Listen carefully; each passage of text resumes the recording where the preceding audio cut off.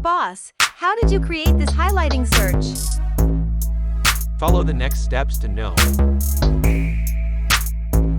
First, go to Developer tab and insert a text box.